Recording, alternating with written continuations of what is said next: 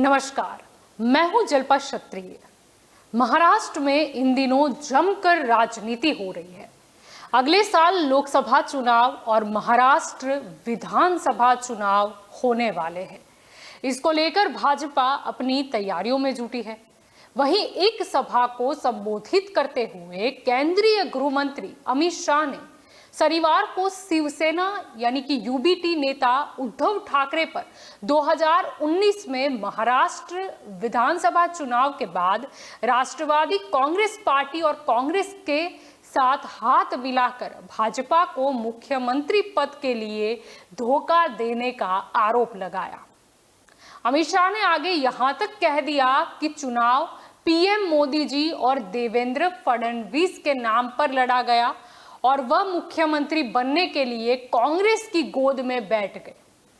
अब महाराष्ट्र में ऐसे तो नाराजगी सिर्फ बीजेपी और उद्धव ठाकरे गुट तक सीमित नहीं है। मतलब की चर्चा है कि बीजेपी और शिवसेना यानी कि शिंदे गुट के रिश्तों में खटास आ गई है। अब ऐसा क्यों कहा जा रहा है तो आपको बता दें कि महाराष्ट्र की कल्याण लोकसभा सीट को लेकर बीजेपी और शिवसेना के बीच तनाव नजर आ रहा है। वर्तमान में यहां से मुख्यमंत्री एकनाथ शिंदे के बेटे डॉक्टर श्रीकांत शिंदे सांसद है। वही राजनीतिक जानकारों का कहना है कि इस सीट पर बीजेपी की नजर है। इस लोकसभा क्षेत्र को बीजेपी अपना प्राकृतिक निर्वाचन क्षेत्र मानती है, क्योंकि यहां से स्वर्गीय राम कापसे कई बार विधायक और 2 बार सांसद चुने गए थे। इसीलिए बीजेपी आगामी लोकसभा चुनाव में यहां से अपना उम्मीदवार उतारना चाहती है। बात इसी विषय पर यहां तक बढ़ गई कि श्रीकांत शिंदे ने कहा कि हमारा मकसद फिर से बीजेपी शिवसेना गठबंधन और केंद्र में बीजेपी को उनके साथ मिलकर सरकार बनाना है।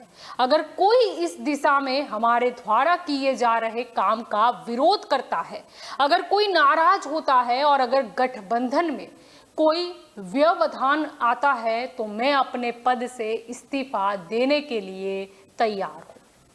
अब श्रीकांत शिंदे की यह प्रतिक्रिया दरअसल उस प्रस्ताव के बाद आई थी जिसे हाल ही में बीजेपी नेताओं की स्थानीय इकाई द्वारा कल्याण लोकसभा क्षेत्र में आयोजित एक बैठक में पारित किया गया था। इसमें फैसला किया गया था कि इस सीट पर बीजेपी शिवसेना का समर्थन नहीं करेगी। अब ऐसा नहीं है कि ये नाराजगी सिर्फ एक सीट को लेकर ही हुई, लेकिन आपको बता दें कि श्रीकांत शिंदे कल्याण लोकसभा सीट से सांसद है और दरअसल कुछ दिन पहले ही उनके निर्वाचन क्षेत्र के डोंबिवली में एक महिला के छेड़छाड़ के मामले में बीजेपी के पूर्व मंडल अध्यक्ष और पदाधिकारी नंदू जोशी पर एफआईआर दर्ज हुई थी।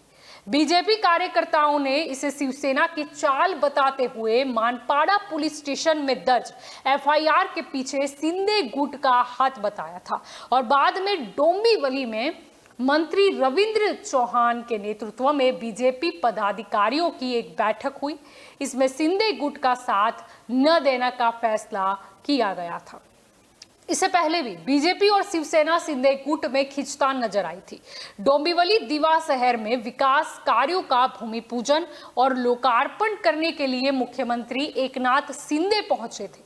उनके कार्यक्रम को लेकर शहर में लगाए गए बैनर पोस्टर में बीजेपी नेता और उप मुख्यमंत्री देवेंद्र फडणवीस की फोटो नहीं थी और इस पर बीजेपी ने कड़ी नाराजगी जताई थी। अब आपको यह भी याद दिला दें कि एकनाथ शिंदे की सरकार में उच्च एवं तकनीकी शिक्षा मंत्री चंद्रकांत पाटिल के बाबरी मस्जिद वाले बयान को लेकर महाराष्ट्र की राजनीति में उबाल आ गया था। उस वक्त पाटिल की टिप्पणी को खारिज करते हुए शिंदे ने कहा था कि अयोध्या मेरे लिए आस्था का विषय है। मैंने बीजेपी नेता एवं मंत्री चंद्रकांत पाटिल से 2 टूक कहा कि उन्हें बाला साहेब ठाकरे के खिलाफ नहीं बोलना चाहिए था। अब थोड़ा सा फ्लैशबैक भी इसी बात पर याद कर लेते हैं जब एकनाथ शिंदे को मुख्यमंत्री बनाया गया, जबकि बीजेपी के देवेंद्र फडणवीस जिनको उप मुख्यमंत्री बनाया गया था, तब चंद्रकांत पाटिल ने यह कहा था कि एकनाथ शिंदे को मुख्यमंत्री बनता देख मैं और अन्य भाजपा नेता दुखी थे। लेकिन हम लोगों ने अपने दुख को काबू में कर लिया और आगे बढ़ गए, क्योंकि हमें महाराष्ट्र के विकास की रफ्तार को आगे बढ़ाना था। वैसे आपको फिर से याद दिला दे कि उस वक्त बीजेपी को महाराष्ट्र की सत्ता तो मिल गई, लेकिन उस वक्त सोशल मीडिया पर ट्रोल हो गए थे देवेंद्र फडणवीस। किसी ने लिखा कि देवेंद्र फडणवीस के साथ खेला हो गया, तो किसी ने लिखा कि देवेंद्र फडणवीस को देश के पहले अग्निवीर बनने पर बधाई, तो किसी ने उस वक्त लिखा था कि 12वीं के बाद इंटर करने वाले पहले शख्स बने देवेंद्र फडणवीस। अब ऐसा नहीं कि देवेंद्र फडणवीस उप मुख्यमंत्री बनने पर ही सिर्फ ट्रोल हुए हो, लेकिन उससे पहले भी जब देवेंद्र फडणवीस करीब करीब 80 घंटे ही मुख्यमंत्री रह पाए थे, तब भी उन्हें जमकर सोशल मीडिया पर ट्रोल किया गया था। अब मुख्य मुद्दे पर आए तो देखना यह रहा कि महाराष्ट्र में शिंदे गुट के साथ महाराष्ट्र की सत्ता बीजेपी ने हासिल तो कर रखी है, पर कब क्या से क्या हो जाए ये कह पाना मुश्किल है, क्योंकि शरद पवार एक कदम आगे के चाणक्य हमेशा से सिद्ध होते आए हैं। नमस्कार।